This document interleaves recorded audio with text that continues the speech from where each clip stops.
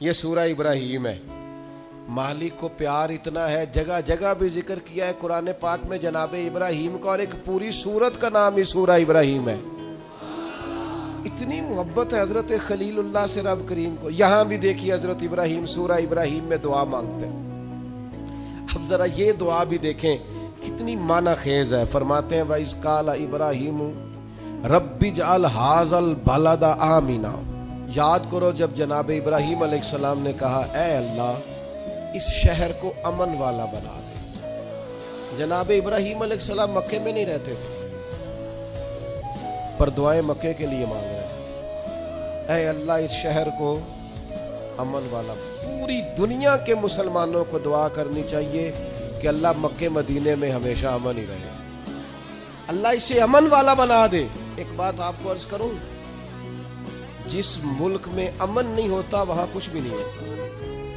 جب تک امن نہ ہو نہ تجارتوں کا مزہ ہے نہ عبادتوں کا مزہ ہے. کام کاج بھی تبھی ہوتا ہے جب امن ہو. عبادت, ریاضت, تبلیغ, تعلیم تبھی ہوتی ہے جب امن ہو. یہ دیکھیے اللہ کے پیغمبر حضرت خلیل علیہ السلام قیام امن کی ضرورت کے بارے میں کس طرح بیان فرماتے ہیں. کہتے ہیں اے اللہ اس شہر کو امن والا بنا دے. جب تک امن نہیں ہوگا, جب تک اطمینان نہیں ہوگا, ٹھہراؤ نہیں ہوگا, سکون نہیں ہوگا, زندگی کیسے آگے بڑھے گی. اس لیے پوری دنیا کے مسلمانوں کو مل کے کوشش کرنی چاہیے کہ ہر مسلمان ملک کے اندر امن رہے. ہمیں کوشش کرنی چاہیے ہمارے شہروں میں, علاقوں میں امن رہے. ڈھیر سارے لوگ ہیں جن کو امن پسند نہیں ہوتا, بدامنی پیدا کرتے. آپ اپنے ارد گرد دیکھ لیں, یہ غیبتیں کرنے والے, چغلیاں کرنے والے, ایک دوسرے کے بارے میں سازشیں کرنے والے, شرارتیں کرنے والے, یہ سارے بدامنی پھیلانا چاہتے ہیں. اور جناب ابراہیم کیا کہتے ہیں وَإِذْ قَالَ إِبْرَاهِيمُ رَبِّ اجْعَلْ هَٰذَا الْبَلَدَ آمِنًا. حضرت ابراہیم علیہ السلام نے عرض کیا اللہ اس شہر کو امن والا بنا دے. وَاجْنُبْنِي وَبَنِيَّ أَن نَّعْبُدَ الْأَصْنَامَ. اللہ مجھے اور میرے بیٹوں کو بتوں کے پوجنے سے بچا لے. دنیا میں وہ بندہ بچ گیا جس کا عقیدہ محفوظ ہو گیا.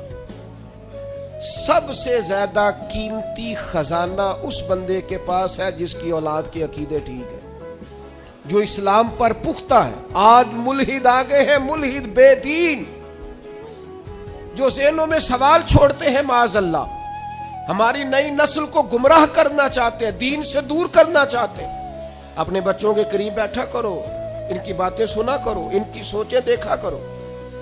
تھوڑے دن پہلے ایک بچہ مجھے پوسٹ دکھانے لگا, کہنے لگا یہ دیکھیں ایک بندے نے پوسٹ کی ہے, کروڑوں اربوں روپیہ تم جانوروں کو قربان کرنے پہ لگا دیتے ہو, یہ غریبوں کو دے دو, لوگوں کے گھر بن جائیں, بچیوں کی شادیاں ہو جائیں. پتہ نہیں لوگوں کو ہر دینی کام پہ غریب کیوں یاد آتے ہیں. میں نے انہیں کہا میں دیہاتی آدمی ہوں, ہمارے ڈیرے کے ساتھ ایک ڈیرا ہوتا تھا, چاچا جی بشیر صاحب نے نا ہر سال وہ بیل پالتے تھے بیچنے کے لیے, غریب آدمی تھے, اور کہا کرتا تھا اس دفعہ میرے جانور بڑے اچھے ہیں, یہ صحیح بک گئے تو 2 بیٹیوں کی شادی کروں گا. پال کر بیچنے والے بھی غریب کم ہیں, جو کاروبار کرتے ہیں, بڑے فارم بناتے ہیں, پال کر بیچنے والے بھی غریب. اور جو کسائی ذبح کرتے ہیں وہ کون ہوتے ہیں؟ او میرا سارے انو بڑا گوشت باندھے کہندے ڈاکٹر ڈکیا ہے, وہ تو کھائیں گے مرغی یا بکرا, جننے ویڑے پل دے جے ماڑے ہی کھانے نے. اس لیے یہ جو روغن خیال ہے نا, کہتے ہیں قربانی نہ کرو غریبوں کو دے دو, ان کو فکر نہ کرو, یہ غریبہ ہی کھانی ہے ساری. امیرہ نو تے بند دے سارے انو, جس سے پوچھو کہندے میں نو ڈاکٹر نے بند کیتا ہے, تو بھائی غریبوں کا کھلا ہے اللہ کے فضل سے, وہ انشاءاللہ کھائیں گے, بلکہ ان کے لیے صحیح کر کے کھلتا ہی بڑی عید والے دن ہے. تو آپ ان کا بھی بند کرنا چاہتے ہیں. اس لیے حضرت ابراہیم کی یہ دعا کہ یا اللہ بتوں سے ہمیں بچا, ہماری اولادوں کو بچا, وہ تو بچے ہوئے تھے. یہ دعا ہی ہماری تعلیم کے لیے. بچوں کی نگرانی کرو, ان کا خیال رکھو, یہ کسی بے دین بد عقیدہ کے پاس نہ جائیں. ان کی زبانوں پہ جب بھی نام آئے یا خدا کا ذکر کریں یا مدینے والے پہ درود و سلام پڑھیں. یہ کبھی جناب ابو بکر کی بات کریں, یہ کبھی عمر کی بات کریں, یہ کبھی سیدنا عثمان کی کریں, یہ کبھی مولا علی کی کریں، یہ بار بار کہیں کیا بات رضا اس شمنستان کرم کی، زہرا ہے کلی جس میں حسن اور حسین پھول، بار بار بات کریں حضور کی اولاد۔ تو عزیز بھائی، حضرت ابراہیم نے دعا مانگی، یا اللہ مجھے بھی اور میری اولاد کو بھی بتوں سے بچا، برے لوگوں سے بچا، گندے عقیدے والوں سے بچا۔ پھر فرمایا ربی انہن اضللن کثیرا من الناس۔ یہ دیکھو بتوں کی بات ہو رہی ہے، لوگ کہتے ہیں فلاں کے پیچھے بڑے لگ گئے، حضرت ابراہیم تو کہہ رہے ہیں اللہ ان بتوں نے بڑے لوگوں کو گمراہ کر دیا۔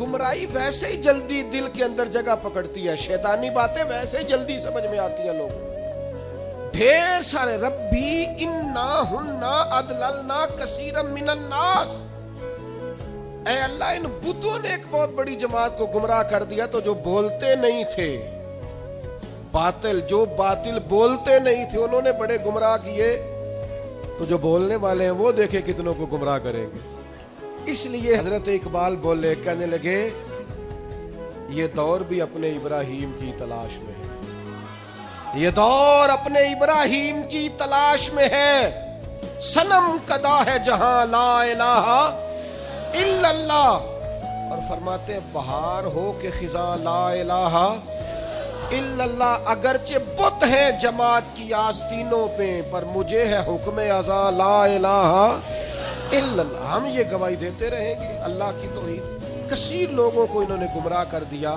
ایک اور ذرا انوکھا انداز دیکھیے جناب ابراہیم کا، فرماتے ہیں فمن تابعنی فانہ منی، یا اللہ جو میری پیروی کرے وہ تو میرا ہے، تو اے کلیم جو آپ کی پیروی نہ کرے، انداز دیکھیے، فمن تابعنی فانہ منی، جو میری پیروی کرے مالک وہ میرا ہے، ومن عصانی فانک غفور الرحیم، اور اللہ جو میری نافرمانی کرے نا، ابراہیم اس کے ساتھ کیا کریں جو آپ کا نافرمان ہے؟ فرمایا فانک غفور الرحیم، بے شک تو بڑا بخشنے والا معاف کرنے والا ہے، جو فرما برداری کرے وہ تو میرا ہے، اور مالک جو نافرمانی کرے تو بڑا مہربان ہے، تو معاف کرنے والا ہے۔ یہاں ہم کہتے ہیں جو نافرمانی کرے، جو ہمارا نافرمان ہو وہ کسی کام کا نہیں، مارو سزا دو۔